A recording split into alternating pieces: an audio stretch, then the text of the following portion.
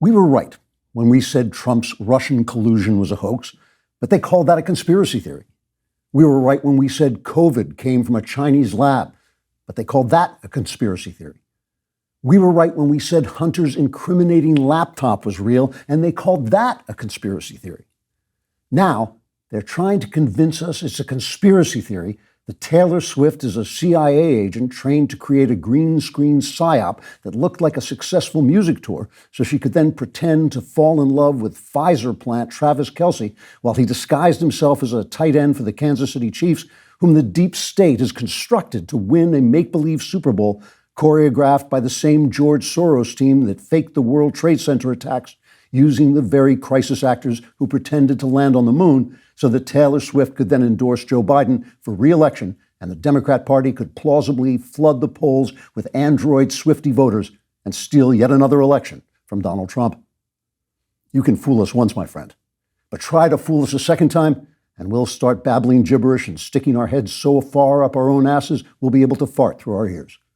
The only thing real about this whole scenario are those nude pictures of Swift having sex with a German shepherd. I mean, think about it. If those pictures are some kind of deep fakes, how come the German shepherd looks so happy and is singing "You Belong With Me" under his breath? Clearly, Biden has found the key to winning back the voters. Yes, he's in such a late stage of dementia, his eyeballs roll around because even he can't believe the unintelligible nonsense coming out of his mouth. He's crammed our cities with unidentifiable illegal migrants, any 100 of whom could turn out to be terrorists. He's encouraged tyrants to spread war throughout the world by his fueling weakness and stupidity. But none of that matters because he's tweeting about Elmo, and who doesn't love that ticklish little furball? And I know what you're thinking. You're thinking, oh, Klavan, you spritzing soda siphon of satiric silliness. Where did you come up with the imaginative originality that allowed you to conceive of a president so idiotic he thought he could cheer up the country he's demolishing by quoting a plush toy? But no, I'm not making this up. With our soldiers being murdered and our border being invaded and with one war after another spinning out of control, Biden posted on X, quote, and so help me, I did not make up a single word of this quote. I know how hard it is some days to sweep the clouds away and get to sunnier days. Our friend Elmo is right. We have to be there for each other. Unfreaking quote. Don't you feel better now? I know I do. Every time I start to despair about our crumbling nation, I hear that furry little red guy's high-pitched giggle, and I think to myself, well, at least the president is too demented to know what's happening, so there's still one person in the country who's not depressed.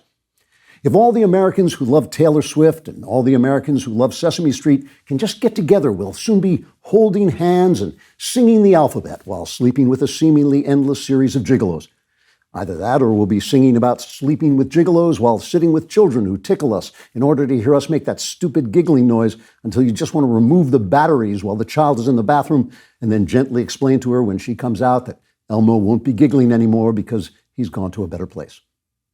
In conclusion, with the West on the brink of destruction and World War III about to start, it's time to stop messing around with nonsense like endorsements by pop stars and puppets and turn to the serious business of making sure gay pornography is available to kindergartners. Otherwise, people are going to begin to get the idea that America is not a serious country. Trigger warning, I'm Andrew Klavan, and this is The Andrew Klavan Show.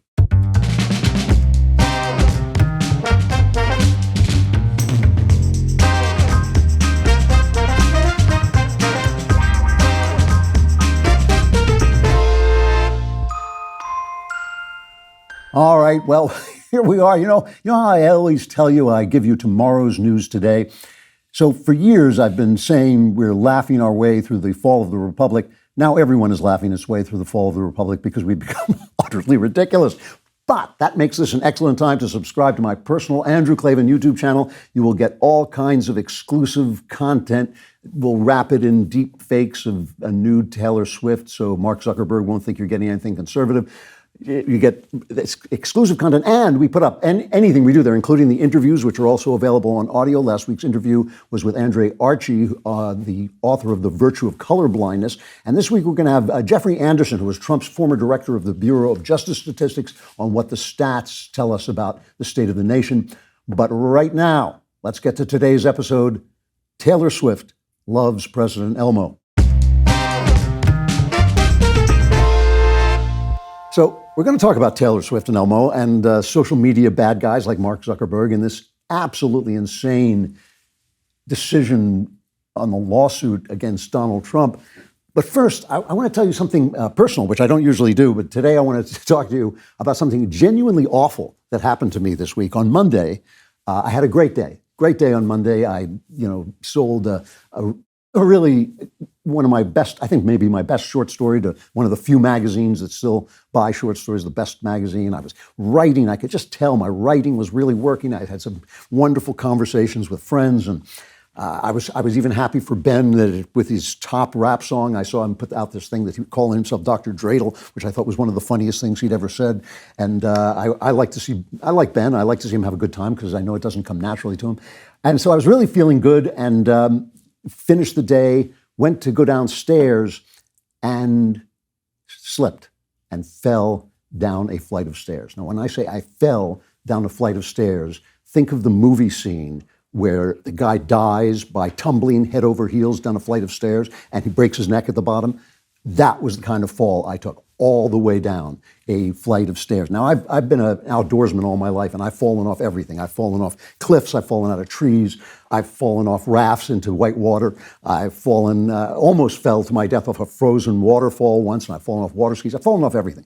And there's always this moment when you're falling when you know that you have no control and whatever is going to happen is going to happen. It's a terrifying, absolutely helpless moment. It's the moment in the movies where the guy starts screaming because he's falling 60 stories. He goes, because he knows this is out of control. And I was trying, if you ever saw Angels with Dirty Faces, I was trying to grab hold of the banister like Cagney trying to grab hold of the radiator in Angel with Dirty Faces, and I just lost it and I started tumbling head over heels. And I actually had that moment and had time to think, Jesus Christ, I'm going to break my neck and die. And I wasn't taking the Lord's name in vain. I was just letting him know I'd be home for dinner.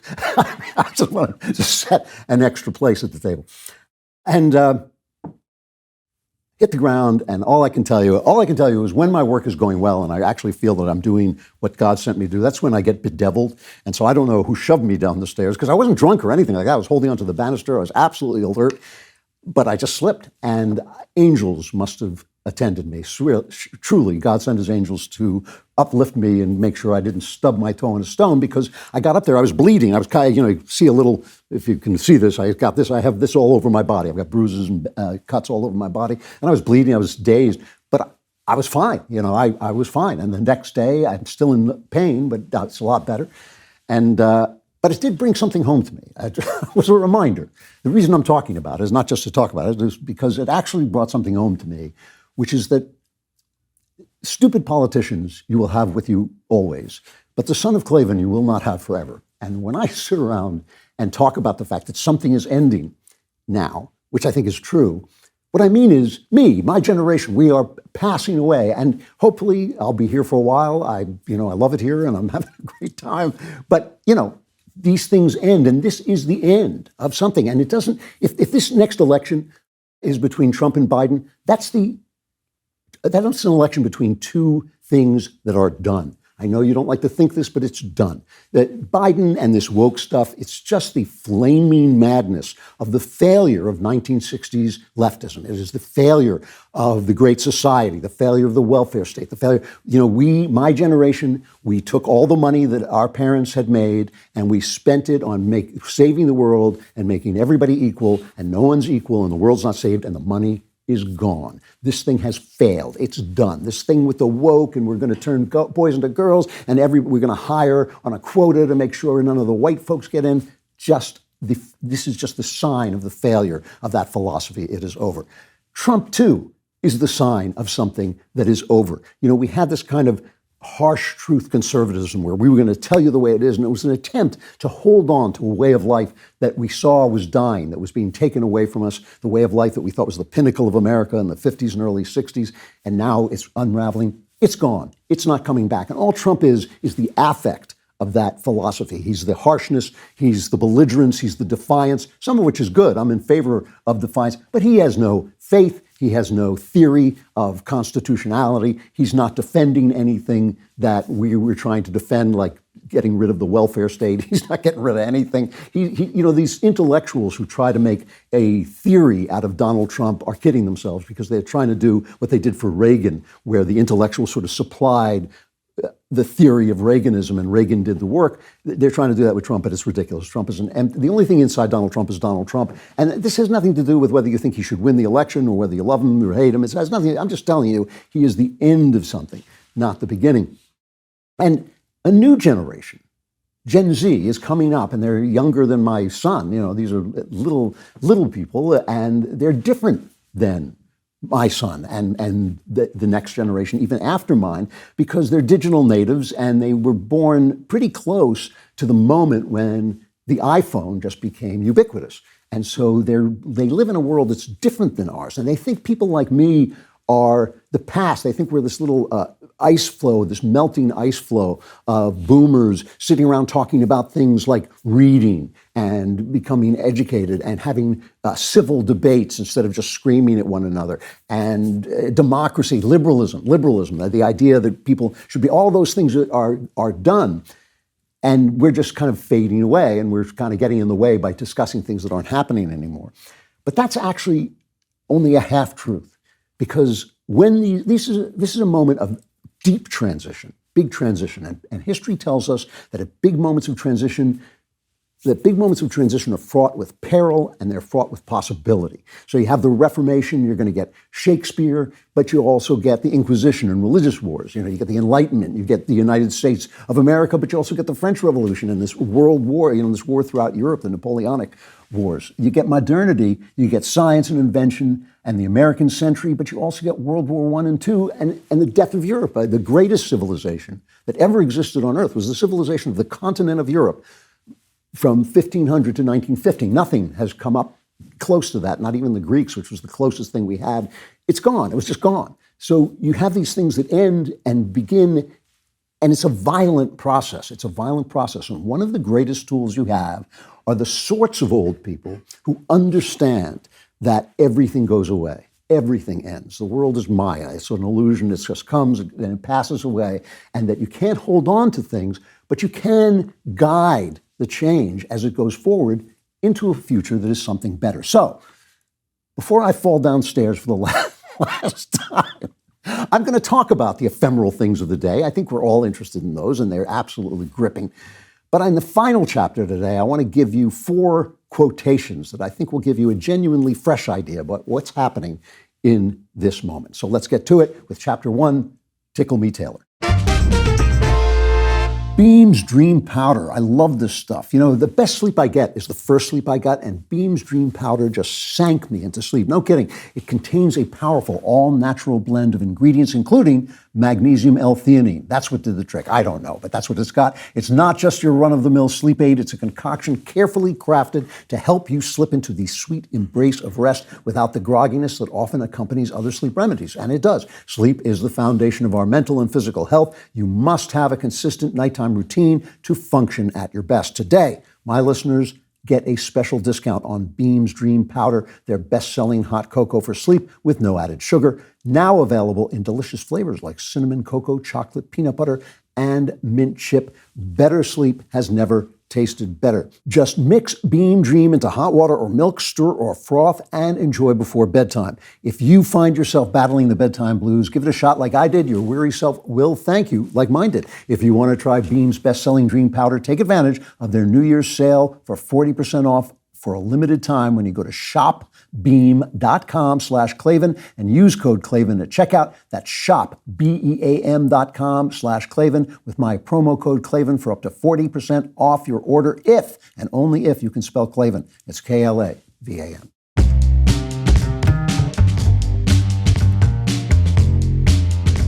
So I am a football fan. We're going to talk about Taylor and Travis Kelce. I do love the NFL. I love the games anyway. And I've been a wanderer all my life, so I don't really have a hometown. So when I pick a team, when I'm watching sports, I pick a team that interests me and usually has great players on it. And one of the things that always interests me is 2 players who are kind of different personalities, but who work really well together. So I love the '86 Mets with Keith Hernandez and Gary Carter. I love the Lakers with Kobe and Shaq. the Patriots in football with Brady and Gronk. And now I follow the Kansas City Chiefs. I was joking with David Cohn, the sports guys, that I was enjoying watching the Chiefs and Bills fight for the right to get beaten by the Ravens. But in fact, when they played the Ravens, Lamar Jackson's a great quarterback. But he was up against an Olympian god, and he just cracked. You could see it. He just couldn't understand why his greatness could not get past this guy who was just not of this world. The best game of the year, the Chiefs-Ravens, and now Chiefs are back going to the Super Bowl. Somewhere during the season, as I'm watching the game, I notice they're cutting away to the stands to look at Travis Kelce's girlfriend, who happens to be the most popular pop star in America. And I'm thinking, hey, I'm watching the game here, cut away twice and that's it. But it was like 16, 17 cuts. But I realized, of course, that now suddenly women are watching the NFL in droves just to see Taylor cheer for Kelce.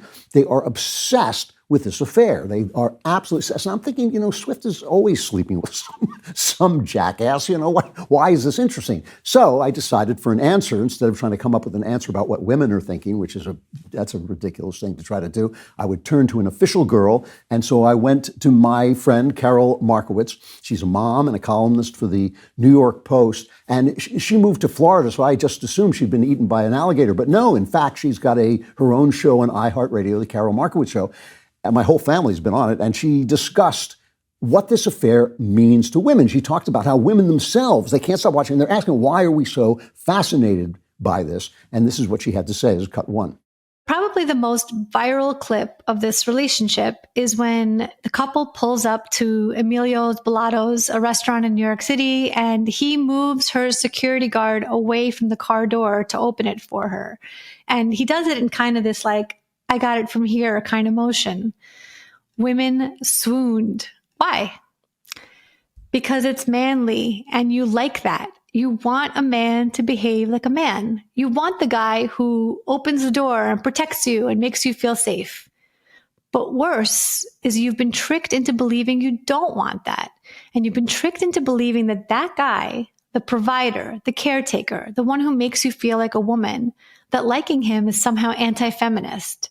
So she goes on to say, too, that men are only too happy to give up that role because it's hard. It's hard to have to do the driving and the making the money and all that stuff and taking care of people. And you're the guy who gets punched when your wife gets in a fight with some guy.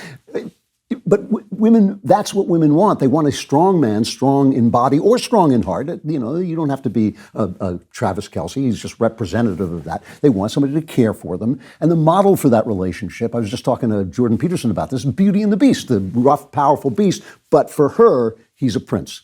He's a rough, powerful beast, but his love for her transforms him into the prince. And in fact, in this hypersexualized age, 50 Shades of Grey is that story. They play at sexual domination, but in the end, they're playing, and at the same time, they're having children together. Now, sexual fantasies are a kind of story that we tell ourselves. They're not real life. Stories tell us about real life, but you have to translate them in real life. And in real life, what you're really looking for are the spiritual versions of these things. You don't need a man to beat you up to show he's strong. That's just a fantasy. That BDSM thing is a fantasy, but it's not actually what you're looking for because it hurts and it can be very unpleasant. So that fantasy can either be transformed into a reality that has no moral base, like Andrew Tate. Oh yeah, I sleep with women and then I use them to make money by exposing them sexually. Or it can be Travis Kelce putting a protective arm around Taylor Swift. It's beautiful because he is protective of her. He is the man in the relationship, but she's also a fully expressed human being. You can't say she's not. She has her career, but it's the most important thing about her career is that she's expressing herself through her songs. In other words, this moment, this relationship is part of a conservative cultural opportunity, not a political opportunity. I know Taylor Swift, a pop star, she doesn't know anything about politics, so she's going to support Biden. I get it. And he did an ad for Pfizer, and these are really important. But culturally, this is imagery that works for us. Now, the left is losing the culture war. It's retreating in the culture war. You can see it all over. Their movies bomb. Their movies are bad. No one cares what they think about transgenderism. No one's interested. Their companies die when they put transgender people on their soda cans and all this stuff. And we know they're evil. Everybody knows now they're evil and wrong. Even the Democrats, the mid-range Democrats know it. But we have to take advantage of that moment, right? I mean, it's one thing for Ben to be the top rapper in the country. It's hilarious and it's a wonderful joke. And I thought it was absolutely, when he said Dr. Dreidel and Jupac, I almost fell out of my chair. I thought that was so funny. And that's great because if you're not having a good time, you're not appealing and you're not doing anything.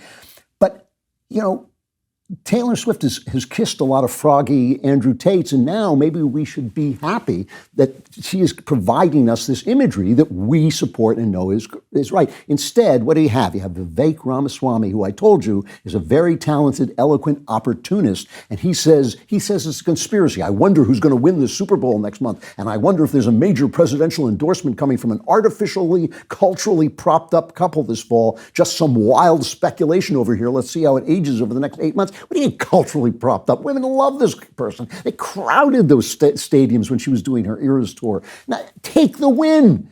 Take the win. We're so angry all the time at every little passing illusion that goes by, that comes and goes. The left doesn't care about transgender people. They don't care about gay people. They don't care about black people. They care about the power, man. That's all they're after. And that's always going to be represented by different things. It's the power we're after. That's what we're trying to stop, is the power. You remember all those endorsements of Hillary Clinton by Hollywood stars? We were begging, please, Hollywood stars, endorse her. We love it when you endorse her because nobody cares. Taylor Swift came to Tennessee and endorsed Marsha Blackburn, Senator Marsha Blackburn's opponent. I can't remember his name. It was something like Bresden or something like that. And Marsha smushed him. It was like 10 points, 11 points she beat him. The left is losing the culture, but we can't win it if we're just so angry at every little bubble that goes by for the current day. It's not that we shouldn't stop transgenderism. Of course we should. It's dangerous and evil. But that's the rage, and we're constantly playing defense because we're constantly focused on what they're doing instead of creating our own stuff. You know, the Democrats have nothing. Iran murdered 3 of our soldiers, 2 of them women. And this lonely outpost in the Jordan, one of our drones was returning, and an Iran-backed militia, you know the story, I'm sure, sent in a drone, and they got confused thinking it might be our drone, but it was their drone, and attacked. And all these people soldiers were hurt badly, and 3 were killed. But there's been 160 plus attacks on American shipping, on American outposts, on American places. And the Biden administration is so weak, and they're doing nothing. And they're doing nothing because of their theory of governance, because of Barack Obama's. Look, they removed the sanctions Trump had in place. The Iranians are now swimming in money. They're using that money to attack us because of Barack Obama's idiot, anti-Western, anti-colonial, anti-American theory that we should turn the running of the Middle East over to Iran and they'll destroy Israel for us, and we don't have to worry about that anymore. It's the same theory that has the left supporting the monsters of Hamas. It's nonsense. It's evil. It's wicked. It's anti-American. It's cutting the branch that we're sitting on off of the tree. So to be fair, the president did issue a statement. This is cut 3. Yesterday was yesterday, and tomorrow is not until tomorrow. Today is the only day that can be today. How do you think we should celebrate? Oh, Elmo knows. Let's do a today cheer. Ready? Follow along with Elmo. Here's to today. Hip, hip, hooray. Here's to today. Hip, hip, hooray. That's President Elmo, right? This is our president. Elmo puts out a tweet, an ex-post, says, Elmo, I can't do the voice. I can't get my voice up that high. Elmo is just checking in. How is everybody doing? And everybody starts to say, they have what they call a trauma dump. We're depressed. Everything is coming apart. Everything's falling apart. People on the left, people on the right, everybody was totally depressed. So Elmo, a puppet, a guy who is basically a man's hand on a funny voice, says, wow, Elmo is glad he asked. Elmo learned that it is important to ask a friend how they are doing. Elmo will check in again soon, friends. Elmo loves you. Hashtag emotional well-being. The president of the United States, who was supposed to be in a meeting with the Joint Chiefs of Staff figuring out how to blow Iran off the face of the earth, he posts, I know how hard it is some days to sweep the clouds away and get to sunnier days. Our friend Elmo is right. And by the way, when they put this in the press and that tweet in the papers, they don't put in the Elmo is right. They cut it out because it makes him sound like the idiot he is. Even though it's hard, he says, you're never alone. It's true, you're never alone unless you happen to need a president to defend the country, then you're screwed. So here's the thing. The left has all this cultural power, all this cultural apparatus. Here is Stephen Colbert on the Taylor Swift conspiracy, and this was used to lead into a CNN report. So it's one venue using another venue so that they have this rolling effect of cultural power. Here's Colbert cut 4. The Taylor Swift Super Bowl isn't making everyone happy because right-wing dinguses like Vivek Ramaswamy are claiming this whole thing is a conspiracy, suggesting that the Super Bowl will be rigged for the Chiefs to set the stage for Taylor Swift's Biden endorsement. What? That's whack, Jack. Come on. So, and then, of course, there's Colbert's attack on Biden for tweeting a puppet, a man's hand with a voice, a funny voice attached. That's what the president of the United States is doing. Oh, no, there's no jokes about that. There are no jokes about that. Look it up. You'll find the only person joking about it is the DailyWire, is people like us, because they have all this apparatus, because they're in a culture fight. See, this is the thing.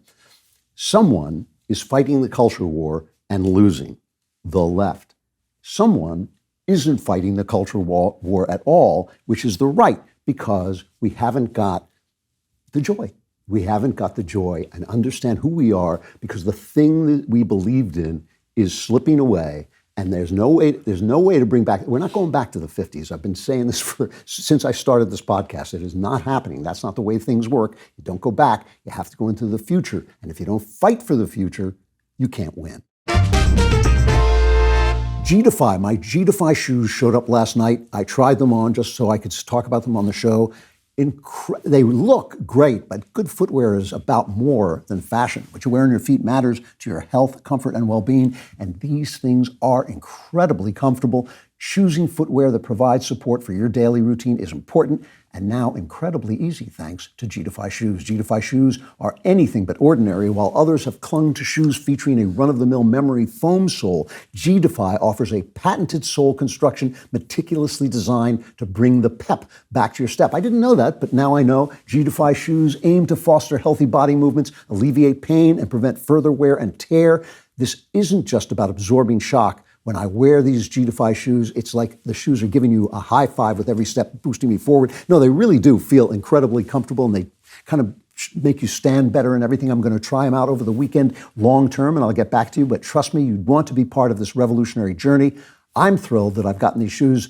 Don't just take my word for it. Explore the multitude of reviews and testimonials from individuals who attest to the miraculous impact of G-Defy shoes on their lives, available on the G-Defy website and social platforms. Your feet deserve more than just another pair of shoes. Right now, use code Klavan for $30 off orders of $150 or more at gdefy.com. That's GDEFY.com with promo code Klavan for $30 off your purchase of $150 or more. Experience the miracle that is G-Defy, where comfort meets innovation, meets people who know how to spell Klavan so they can get this deal. It's Klavan, no E's. I just make it look this easy. There are no E's in Klavan.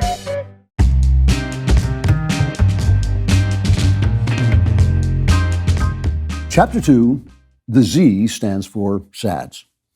So Elmo asks how everyone is, and everyone is sad because, of course, the country's not doing well. And you can hide, the media is trying to hide the fact that it is leftist policies that's causing it not to do well, but it's not doing well. And, of course, the kids, the young people, Gen Z, are sadder than anyone. A survey by Gallup and the Walton Family Foundation just came out on Monday. This is actually a long-running survey that they publish every now and again. It's come out on Monday.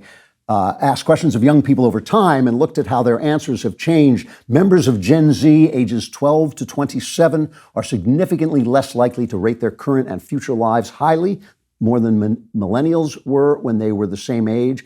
Among those 18 to 26, just 15% said their mental health was excellent. That's a large decline from both 2013 and 2023, when it was just over half said so. So from 51% to 15%, the numbers actually turned around. So why? 2012. 2012 is the dividing point. I think the iPhone came out in maybe 2008, but 2012 is when more than half the people had iPhones. It just was, that's the cutoff day when everything changed. And we've talked before about the psychologist Jean Twenge, I think it's pronounced. I've sometimes said Twenge, but she wrote a book called iGen, basically saying that this is when kids started spending their time online instead of with living human beings. They were with living human beings, but the living human beings were online. And here's what she says the results are, cut 5. Are teens who spend a lot of time online. thriving or are they struggling? Well, they're more likely to not sleep enough. They are 71% more likely to have at least one risk factor for suicide, such as feeling sad or hopeless for 2 weeks, thinking about suicide, or having attempted suicide in the past. And they are twice as likely to be unhappy. There's a photographer who takes pictures of people on the street who are looking at their phones. In short, they do not look happy. They do not look happy. So every year in a meaningless ritual, Congress calls the leaders of social media up, the Mark Zuckerbergs of the world, but from all of the places, and just rips into them. And the Democrats rip into them, and the Republicans rip into them. Everybody has a great time ripping into them, showing off. And I guess they can then go on their shows and do the bites, the clips that they put out to promote how tough they were on Mark Zuckerberg. And every year they do absolutely nothing. And the Zuckerberg people, the social media people, they know that these guys wouldn't know an algorithm if it came up and bit them on their backsides, right? They have no idea what they're talking about. So they know they're not going to do anything. Also, they want the money and they're just doing it for show. And in this one in particular, the audience was filled with parents whose children had died or at least been badly damaged by their social media use. And now, of course, teenagers are at an emotionally vulnerable place. And I'm not saying that media has to be a nursery place, but the Wall Street Journal has done excellent work showing the way these places work. And TikTok is especially bad because the Chinese are using it to destroy us. But, they do things like they allow sexual predators to link up with one another and get these networks where they're passing information back and forth. They take children and how if you just leave your TikTok playing, it will take you from one clip to another. You have to direct it, but still it will guide you. Well, you like this, maybe you'll like this. All social media does this. And basically it takes them down a path specifically designed to become sexualized. And the sex, of course, is not clean. Let's get married and have sex. That's not what they're selling at all. There are these warnings. They took this down, but there used to be a warning that would say something like, "Oh, if you press this button, this could lead you to pedophile material. Do you want to go on?" It's like that. So they're not out there helping people. And Mark Zuckerberg, there's something wrong with the guy. I wish I had a supercut. I wish I had the power to make a supercut of Mark Zuckerberg apologizing, because no matter what they accuse him of, he's like, I take responsibility. We could do better. And then he doesn't do anything. It doesn't change anything. And now he actually went up in front of the Senate committee and told them that there is no scientific proof that this stuff is damaging, that social media is damaging to young people. Here he is defending himself, cut 6. Overall, teens tell us that this is a positive part of their lives. But some face challenges online, so we work hard to provide parents and teens support and controls to reduce potential harms. We've invested more than $20 billion in this since 2016, including around $5 billion in the last year alone. The difficult reality is that no matter how much we invest or how effective our tools are, there's always more to learn and more improvements to make. So, and let's just play Josh Hawley. Josh Hawley, God love him, he tore Zuckerberg a new one, but still, it's all for show. Here's clip 7.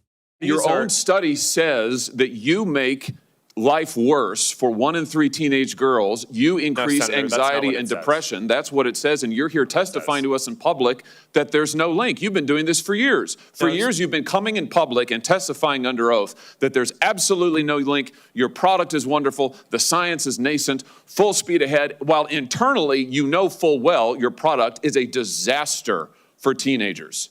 So, they end up by saying, what we have to do is we have to let people sue you so that you'll have to protect yourself to stop lawsuits. How about passing a law? Do these guys know that they're allowed to do that? Do they know they're allowed to pass laws? If they have such a bipartisan agreement, why not pass a law that says when you sell an app, the kids' parents have to be notified? That teenagers, little people, can't buy apps without some kind of check on their actions. But here's the thing, okay? So this stuff is making people sad, but women are more sad. Women are more depressed. They're more depressed and they're more left-wing. And this is a big deal. Normally, time cohorts, people who are the same age, are kind of the same. Like you have a liberal generation and you have a conservative generation, usually. And there's always a difference between men and women, but it's not always that big. But now there is a worldwide, there is a political gender gap. Here's a little bit from Forbes. In countries on every continent, an ideological gap has opened up between young men and women. In the U.S., Gallup data shows that after decades where the sexes were each spread roughly equally across liberal and conservative worldviews, women aged 18 to 30 are now 30 percentage points more liberal than their male contemporaries. The gap took just 6 years to open up. So why? Well, you know what you're going to hear from the media, right? Because the media is corrupt and stupid, right? And so here's what they say. Most experts who are also corrupt and stupid agree that the rapid swing to the left among young women is tied to a series of major political events that had an especially strong impact on members of their gender, including the election of Donald Trump, the MeToo movement, and the Supreme Court decision overturning Roe v. Wade. Each of these events, experts argue, made political debates over gender issues much more personal and motivating for women. But the thing is, they're saying that women support abortion rights, they hate Donald Trump, and they're furious about the MeToo movement. But the question is, are they right? That's the question. In other words, sometimes people are doing and supporting the very things that make them depressed. So no one mentions the fact, for instance, these experts don't mention the fact that women are being told they don't exist. They can't have sports without a man beating them. They can't change clothes in a locker room without a man pretending to be a woman watching them and having experts tell them that they're evil if they object. Men have been told not to take care of them, and women have been told, as Carol Markowitz was saying, women have been told not to want men to take care of them. Maybe that's why they're depressed. This is the moment for conservatives to reach out to women, not with trad wife, cosplay, but with real feminine values that real women recognize. And Instead, we have this strutting Andrew. I'm only using Andrew Tate as a place marker because I know he's kind of going out of style. But still, the very fact that we could fall for this pimp really drives me nuts. The thing is, if we are not offering them the image that Travis Kelce presents, we're not offering them anything. And instead, they're looking at Donald Trump, and there's a good reason why Donald Trump frightens them, but it's not what the left thinks it is. So let's take a look at that. One of our sponsors today is Donors Trust, the principled, tax-friendly way to simplify your charitable giving. If you want to leverage private dollars to help those who have fallen on hard times, or maybe you donate to your place of worship or charities hit hard by rising costs, you can create a giving account that will enable you to give to your church and help you give to charities defending American prosperity and civil liberties like free speech. I said this during a speech at Hillsdale. Everywhere speech is under threat. You have to speak up and fight back. That's the main thing, and everybody has the power to do that because everybody has the power to speak. You can speak up with your charitable dollars and let Donors Trust help. Donors Trust is a community of givers where everyone is committed to sharing his or her hard-earned dollars with nonprofits, making our nation a freer, more prosperous place. Visit donorstrust.org/Klavan to download The Ultimate Survival Guide to Charitable Giving and discover how a charitable investment account with Donors Trust could jumpstart your giving, reduce your taxable income, and help save America. DonorsTrust.org/Klavan to download your giving guide. Again, that's DonorsTrust.org/KLAVAN. KLAVAN, there are no E's in Klavan.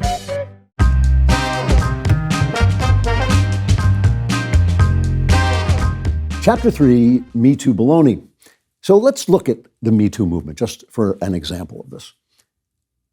One thing is absolutely certain. MeToo was an attempt to get Donald Trump.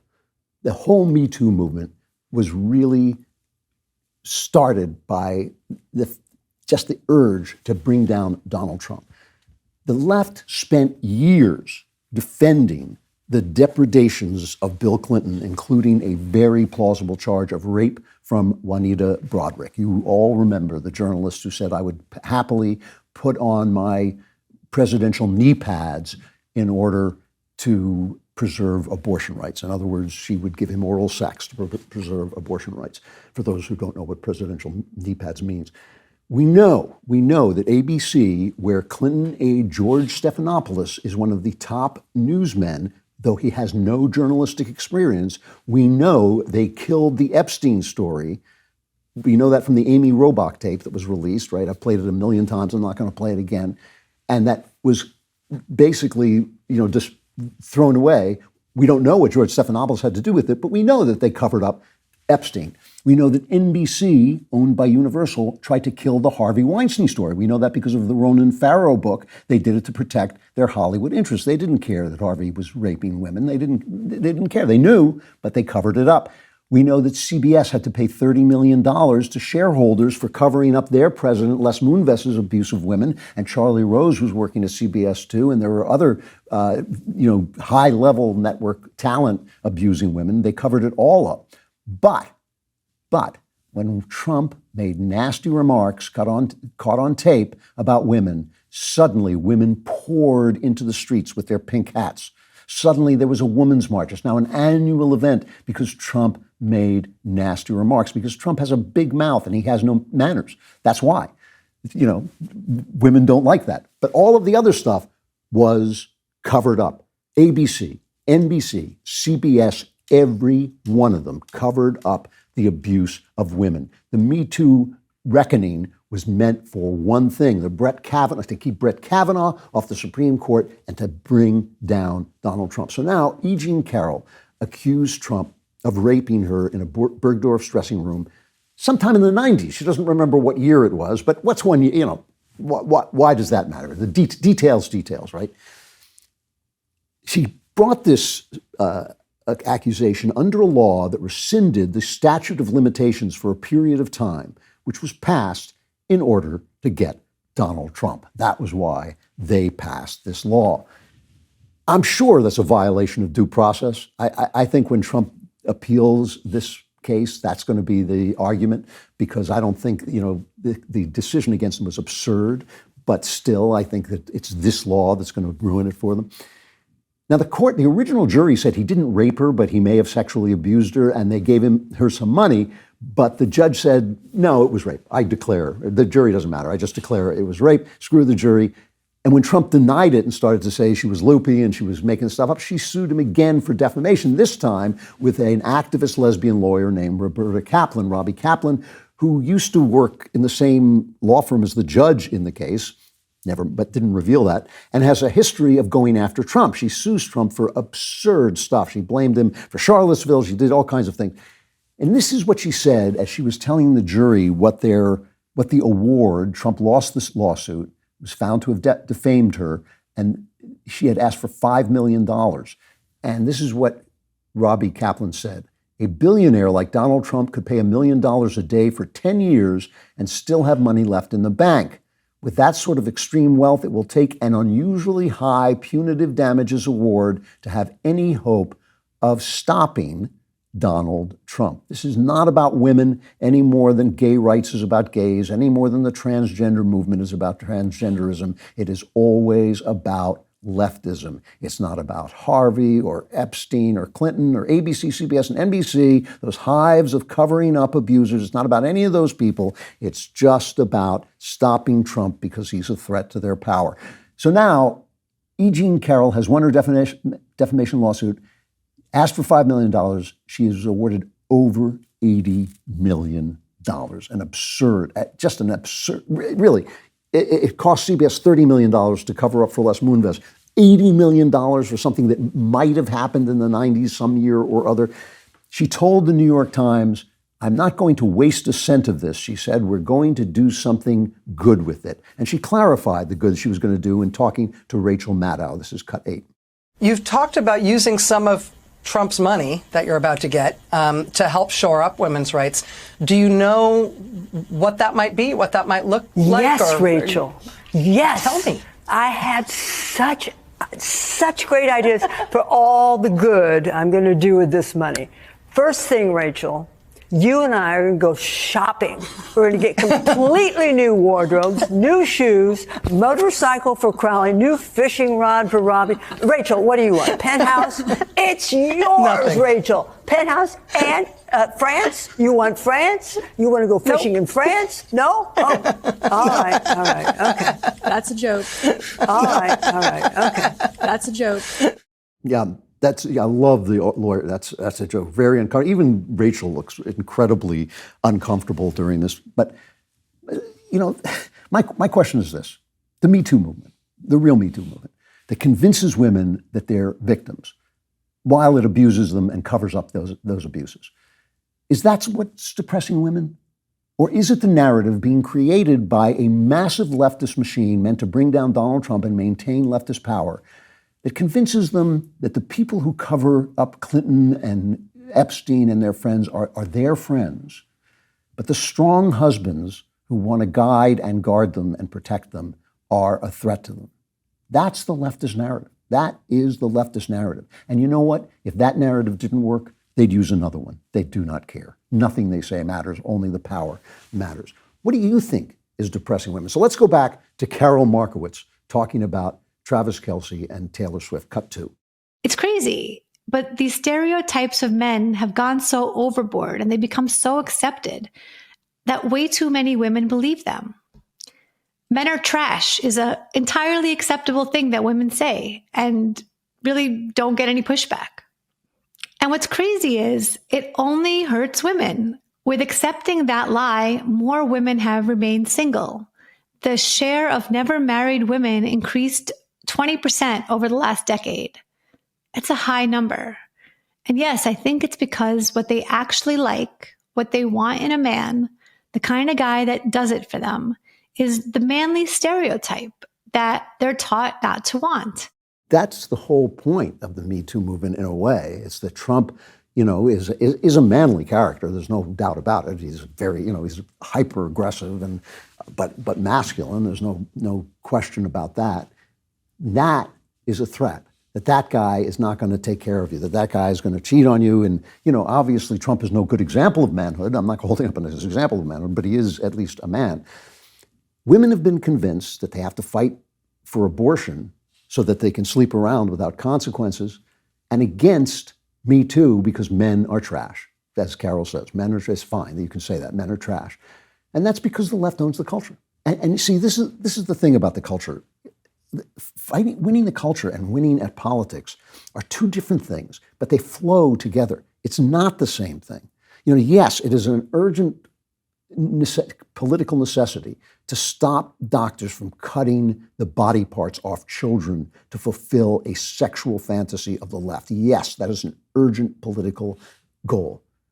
But it's not an urgent political goal to hate people and scream at people and tell them that they're sick and stink. And to tell them that it's a conspiracy theory if Taylor Swift, a pop star, wants to vote for Joe Biden. God bless her. Let her vote for anybody she wants and sing her songs and have her successes.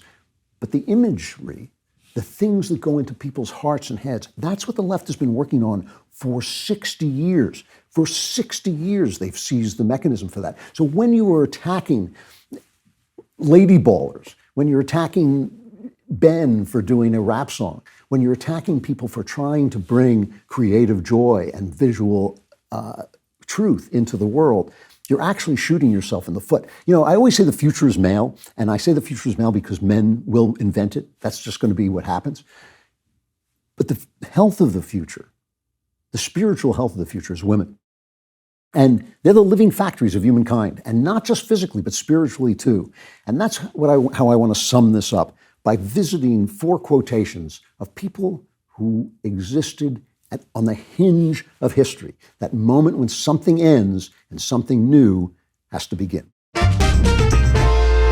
lot of guys don't get help for their problems because guys are idiots and they like to keep things to themselves. But Hims is changing men's healthcare by providing access to affordable and discreet sexual health treatments, all from the comfort of your home. Hims provides access to clinically proven generic alternatives that are up to 95% cheaper, with options as low as $2 per dose. The process is simple, 100% online, meaning you don't have to endure any uncomfortable doctor's visits. Simply go to hims.com/Klavan and answer a series of questions on their site.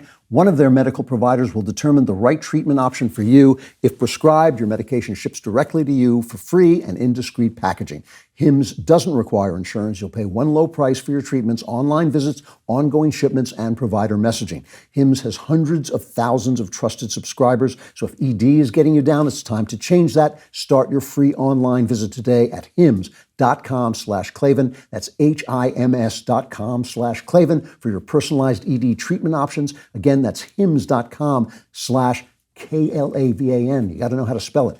Prescriptions require an online consultation with a healthcare provider who will determine if appropriate. Restrictions apply. See website for details and important safety information. Subscription required. Price varies based on product and subscription plan.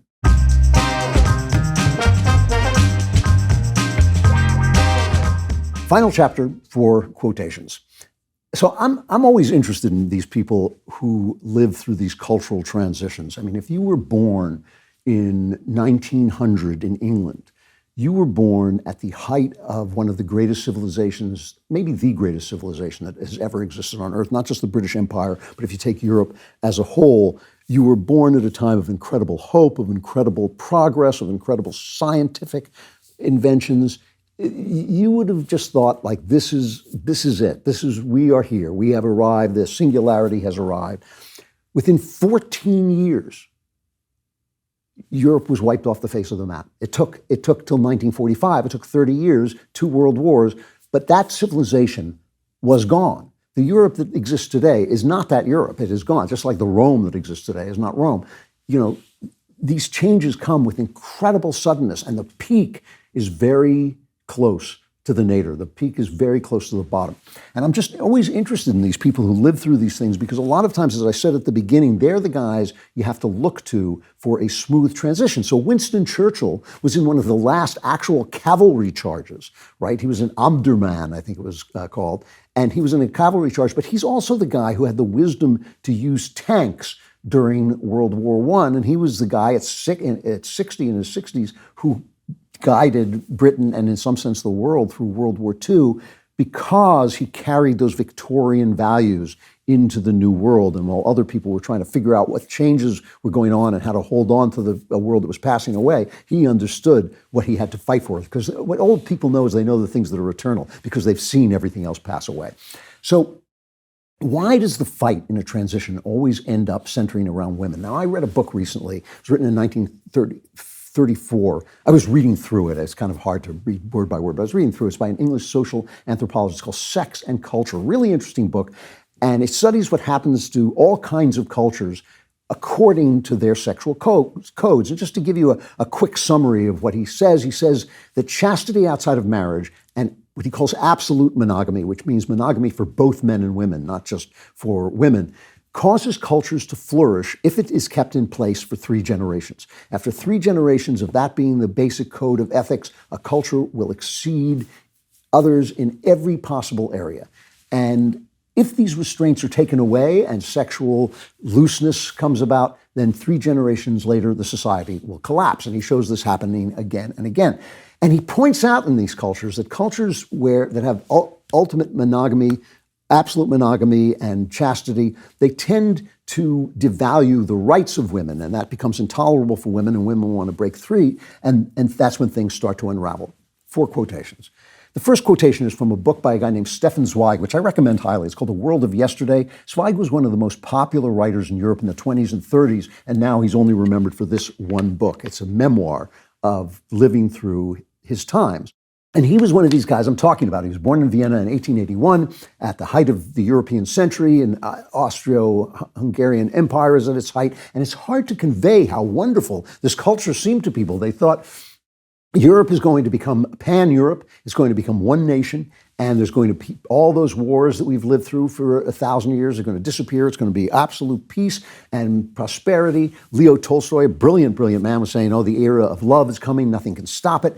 Within 33 years of Zweig's birth, World War I erupted for no reason. It was just carelessness, recklessness. The soldiers marched off thinking it was going to be an adventurous lark, and they'd be home in weeks and wiped Europe. The Austro-Hungarian Empire ended. It wiped Europe off the face of the earth. Russia became communist. A generation of men was wiped out. And another couple of decades, not very long, Hitler rose, and Zweig, who was Jewish, had to flee the Europe that he thought was going to be his home forever. He escaped to Brazil with his wife, where they both committed suicide because the world they knew and loved had disappeared. So here he is talking to a generation that came along after World War I, and he talks in his book about how painful it was to have a sex life as a young person in this Victorian Austro-Hungarian world. There was prostitutes everywhere, and a woman could live her whole life without ever seeing her own body, without ever seeing her own naked body, because that's how restrained they were. And everybody was so restrained, and there was all this shame and all this stuff. And he looked at the young people after World War I who were sexually liberated, and he thought it was wonderful. And this is what he said to them. He said, we had more freedom in the political sense than the present generation. We were able to devote ourselves to our art, to our intellectual inclinations. We were able to mold our private existence with more individual personality. No one questioned us as to our beliefs, as to our origin, race, or religion. I do not deny that we had immeasurably more individual freedom, and we not only cherished it, but made use of it as well. We lived better and tasted more of the world.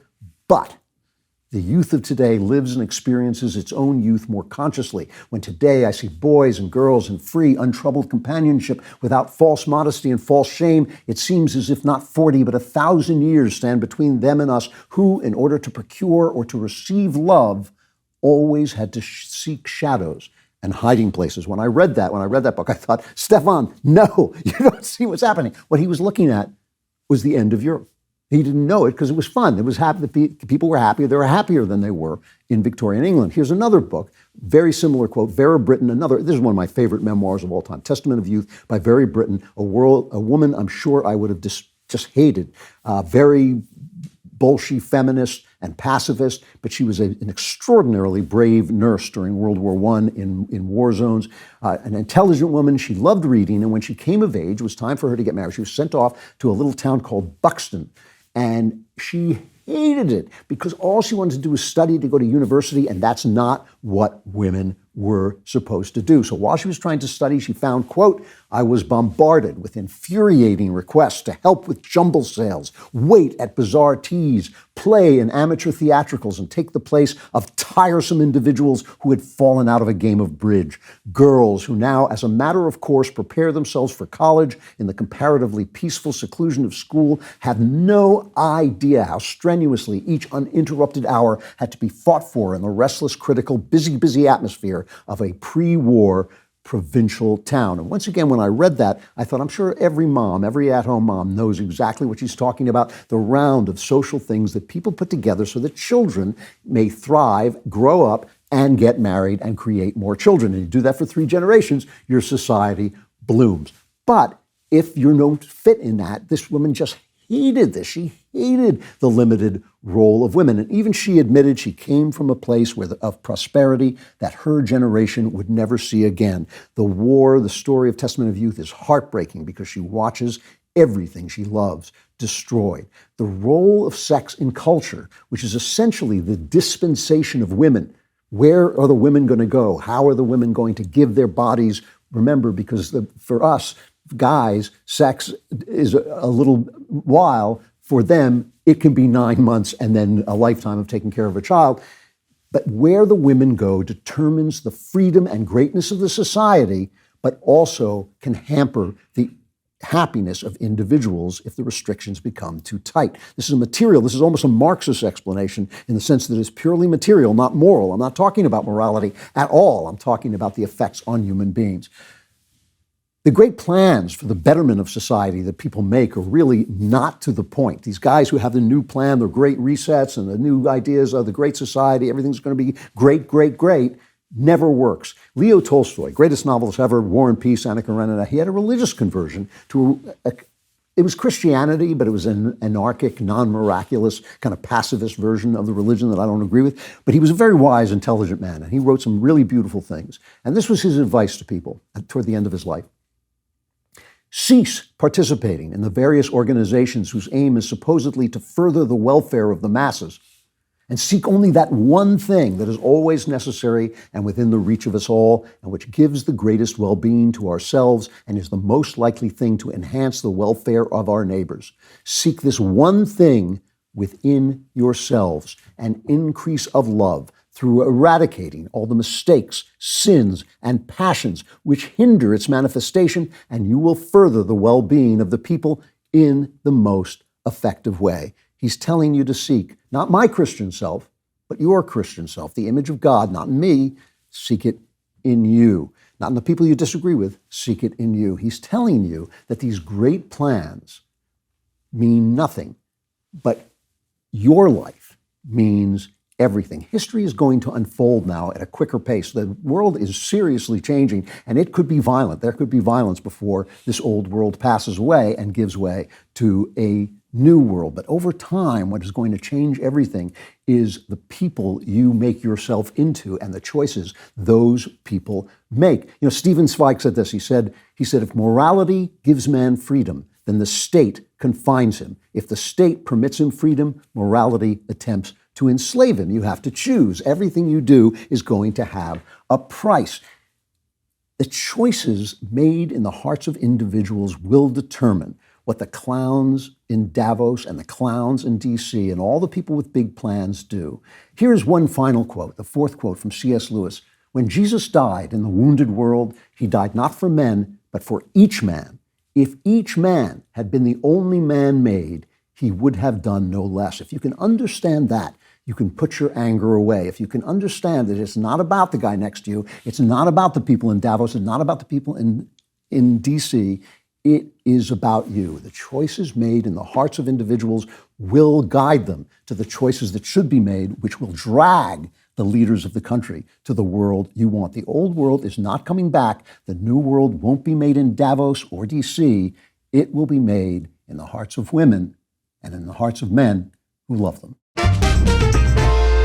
It's Groundhog Day, and the groundhog might be surprised by his shadow, but you don't have to be surprised by yours. It's Groundhog Day, and I don't have to repeat that.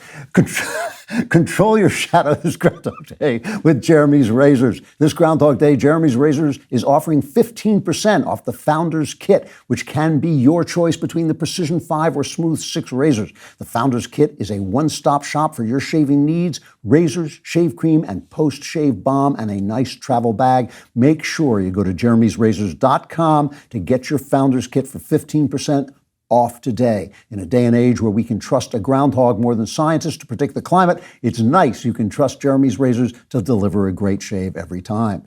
It's Groundhog Day, and I won't do that again. All right, Klavan Klapbacks. Here's till today. Hip, hip, hooray. Yeah! It's your president, ladies and gentlemen. Klavan Klapbacks. Comment, disagree, or get it right. Klavan Klapbacks, both spelled with a K, Klavan, and Klapbacks, Klap, backs at DailyWire.com. Klavan Klapbacks at DailyWire.com. From Andrew. For the same reason I can't watch Dave Rubin anymore, I had to fast forward through your segment with your son Spencer. If he was simply gay, I could watch, but he's a gay man married to another man. He is living in direct opposition to the Word of God. I love your podcast and will continue to listen. I know you will roll your eyes at this, but I wish you would not. To have Spencer on your show pretending to be a Christian is just too much for me to watch. All right, first, let me correct two things that are simply false. One is I won't roll my eyes. I understand this is a complicated issue and an emotional issue and a serious issue, and I don't roll my eyes at all. Don't think that I'm thinking, you're so unsophisticated. That's not what I think at all. The second thing is to say that Spencer is pretending to be a Christian is simply unscriptural and wrong. He believes in Christ. He's faithful to Christ. He believes in the incarnation, the resurrection. He prays to God. You may think he's a Christian in a state of sin. Introduce me to a Christian not in a state of sin, and I'll be happy to make the comparison. So here's the thing about this. Let's not argue the issue. Let's just assume you're right. Let's just take it from your point of view. I talked to Carl Trueman once on the show, very brilliant guy, Christian guy, who talks a lot about this and about the way that the left has twisted sexual morality.